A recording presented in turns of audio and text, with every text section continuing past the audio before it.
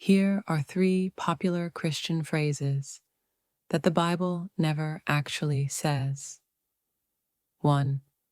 God won't give you more than you can handle. The Bible says He'll give you grace when it's more than you can handle. 2. Follow your heart. Scripture says your heart can deceive you, so guard it. 3. If you had more faith, you wouldn't struggle. Even the disciples wrestled with doubt and said, "Lord, increase our faith." God isn't looking for perfect sayings. He's looking for honest hearts. Don't build your life on Christian cliches. Build it on what God actually said.